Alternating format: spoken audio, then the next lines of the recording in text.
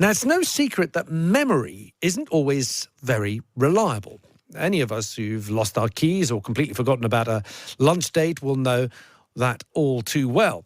But a new study suggests that people's memories of their own childhoods can be manipulated in therapy, which is a rather unnerving thought. Well, joining us now is Dr. Lawrence Patihis.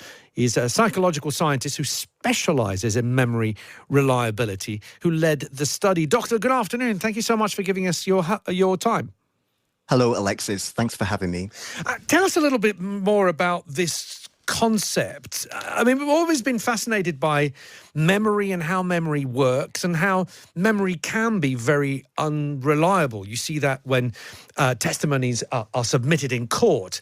Not as much importance to those testimonies is given because people know all too well that cars can change colour, incidents can happen at daytime, whether they happened at nighttime. So memory can be unreliable, but you're talking about something different here. You're talking about memory being manipulated. How so? Yes, there is a lot of other research that shows that memory is malleable, but my recent research that we're talking about today is all about memory of emotion. So memory of how happy we felt in childhood or how much love we remember feeling in childhood.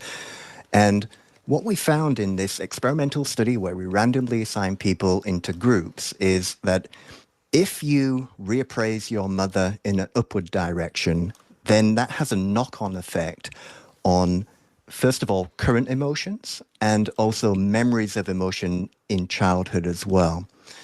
And the manipulations that we use to kind of change appraisals or evaluations of mothers currently were quite non-suggestive. And these are the kind of things that you might discuss in therapy or in journaling or something like that. And I'll just give you one example of one of the things that we did to kind of shift people's current evaluations of their mother. So, for example, we said, please write 3 to 4 sentences giving the most recent examples of when your mother showed competence or effectiveness in her life. So this is a very non-suggestive question, and all our writing prompts were non-suggestive. So they would write out 3 to 4 recent examples of when their mother did that, or when they showed generosity was another prompt. When they gave good guidance was another prompt. So what I'm trying to say here is, if therapists also prompt people to talk in depth about their parents, then that could have a knock-on effect on current emotions and then an effect on memories of emotion as well. So you've given out a warning to therapists that memory can be manipulated or be more malleable.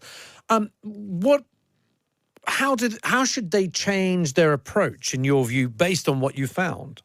Well, it all depends if they are digging into parental relationships. So if they're not digging into talking about parents, they don't really have to give any warning.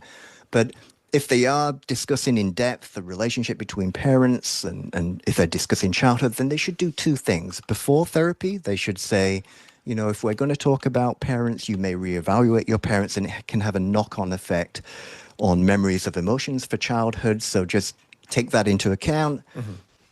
Here it is on the consent form. And also after therapy, they may be reminded again that, you've maybe reevaluated your parents during therapy. There may be some benefits to that, but here's some research that shows that it does seem to have a knock-on effect.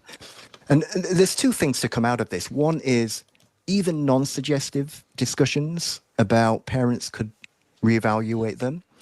And secondly, very suggestive therapists who do kind of maybe say negative things about parents, that would be disastrous. So that would lead to a big reappraisal, and it should not be done. But I think it sometimes is done. So what therapists should not do, obviously, is go any further than be non-suggestive. So therapists should not say, well, your mother sounds like she is controlling, or that parent sounds like a narcissist or something like that. And this does go on in some therapies.